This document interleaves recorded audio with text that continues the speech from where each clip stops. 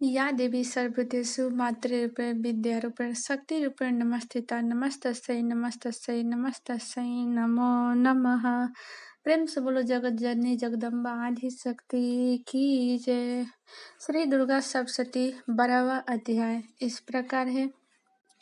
मैं 3 नेत्रों वाली दुर्गा देवी का ध्यान करती हूँ। उनके श्री अंगों की प्रभा बिजली के समान है। वे सिंह के कंधे पर बैठी हुई है, भयंकर प्रतीत होती हैं। हाथों में तलवार और ढाल लिए अनेक कन्याएं उनकी सेवा में खड़ी हैं। वे अपने हाथों में चक्र, गदा, तलवार, ढाल, बार, धनुष, पाश और तर्जनी मुद्रा धारण किए हुए हैं।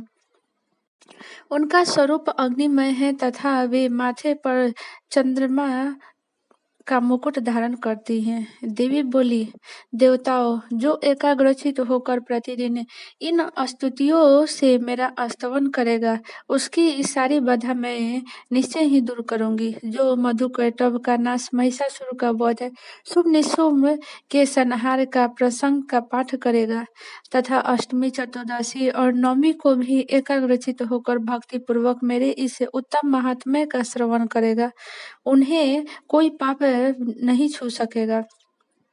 उन पर पाप जनित आपत्तियां भी नहीं आएंगी। उनके घर में कभी दरिद्रता नहीं होगा तथा उनको कभी प्रेमी जनों के बिछोह का कष्ट भी भोगना नहीं पड़ेगा। इतना ही नहीं, उन्हें शत्रु से, लुटेरों से, राजा से, शस्त्र से, अग्नि से तथा जल के राशि से भी कभी भय नहीं होगा। इसलिए सबको एकाग्रचित होकर भक्ति पूर्वक मेरे इस महात्म्य को सदा पढ़ना और सुनना चाहिए। यह परम कल्याणकारक है। मेरे महात्म्य महामारी जनित समस्त उपद्रवों तथा आध्यात्मिक आदि तीनों प्रकार के उत्पातों को शांत करने वाला है।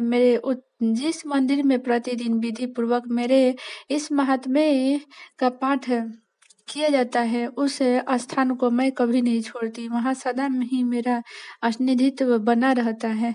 बलिदान, पूजा, होम तथा महोत्सवों के अवसरों पर मेरे इस चरित्र का पूरा पाठ और श्रवण करना चाहिए।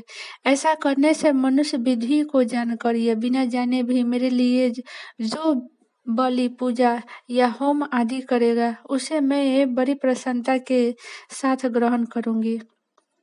शरद काल में जो वार्षिक महापूजा की जाती है, उस अवसर पर जो मेरे महात्म्य को भक्ति पूर्वक सुनेगा, वह मनुष्य मेरे प्रसाद से सब बाधाओं से मुक्त तथा धन्य धान्य एवं पुत्र से संपन्न होगा। इसमें तनिक भी संदेह नहीं है। मेरे इस महात्म्य, मेरे प्रादुर्भाव की सुंदर कथाएं तथा युद्ध में किए हुए मेरे पराक्रम सुनने से मनुष्य निर्भय हो जाता है। मेरे महात्म्य का श्रवण करने वाले पुरुषों के शत्रु नष्ट हो जाते हैं, उन्हें कल्याण की प्राप्ति होती है तथा उनका कुल आनंदित रहता है। सर्वत्र शांति। कर्म में बुरे स्वप्न दिखाई देने पर तथा ग्रह जनित भयंकर पीड़ा उपस्थित होने पर मेरे महात्म्य का श्रवण करना चाहिए। इससे सब विघ्न तथा भयंकर ग्रह पीड़ा शांत हो जाता है और मनुष्यों द्वारा देखे गए दुस्वप्न शुभ स्वप्न में परिवर्तित हो जाता है। बाल ग्रहों से आक्रांत हुए बालकों के लिए यह महात्म्य शांति कारक है तथा मनुष्यों के संगठन में फूट होने पर अच्छी मित्रता कराने वाला है। यह महात्म्य समस्त दुराचारियों के बल को नाश करने वाला है। इसके पाठ मात्र से राक्षसों, भूतों और पिशाचों का नाश होता है। मेरे यह सब महात्म्य मेरे समीप के प्राप्ति कराने वाला है। सम्यक प्रकार पुष्प, अर्घ्य, धूप, दीप, गंध आदि उत्तम सामग्रियों द्वारा पूजन करने से, ब्राह्मणों को भोजन कराने से, होम करने से, प्रतिदिन अभिषेक करने से, नाना प्रकार के अन्य भोगों को अर्पण करने से, दान देने आदि एवं एक वर्ष जो मेरे आराधना की जाती है और उससे मुझे जितनी प्रसन्नता होती है, उतनी प्रसन्नता मेरे इस उत्तम चरित्र के एक बार श्रवण करने मात्र से होता है। यह महात्म्य श्रवण करने पर पापों को हर लेता है और आरोग्य प्रदान करता है। मेरे प्रादुर्भाव के कीर्तन समस्त भूतों से रक्षा करता है तथा मेरा युद्ध विषयक चरित्र दुष्ट दैत्यों का संहार करने वाला है। इसके श्रवण करने पर मनुष्य मनुष्यों को शत्रु का भय नहीं रहता। देवताओं, तुमने और ब्रह्मा ऋषियों ने जो स्तुतियाँ की हैं तथा ब्रह्मा जी जो स्तुतियाँ की हैं, वे सभी कल्याणमय बुद्धि प्रदान करता है।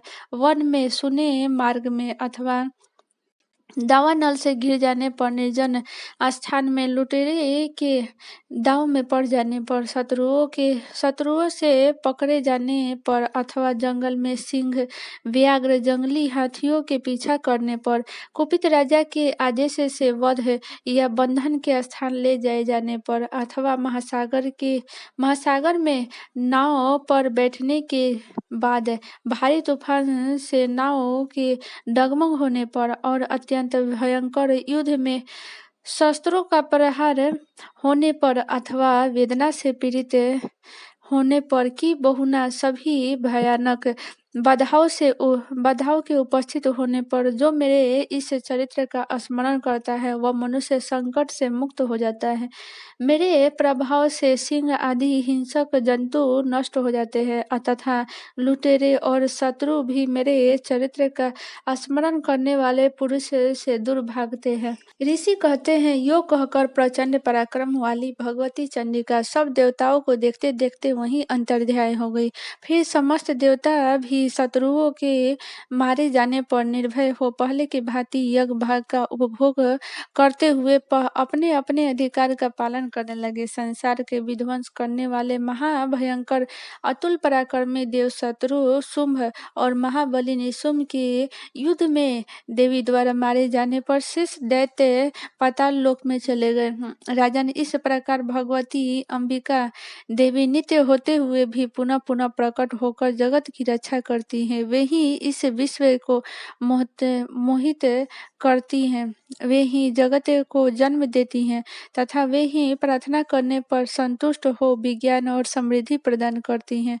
राजन, महाप्रलय के समय महामारी का स्वरूप धारण करने वाली वे महाकाली ही इस समस्त ब्रह्मांड में व्याप्त है। वे ही समय समय पर महामारी होती है और वे ही स्वयं अजन्मा होते हुए भी सृष्टि के रूप में प्रकट होती हैं। वे सनातनी देवी ही समय अनुसार संपूर्ण भूतों की रक्षा करती हैं। मनुष्यों के अभ्युदय के समय वे ही घर में लक्ष्मी के रूप में स्थित हो उन्नति प्रदान करती हैं और वे ही अभाव के समय दरिद्रता बनकर विनाश का कारण बनती हैं।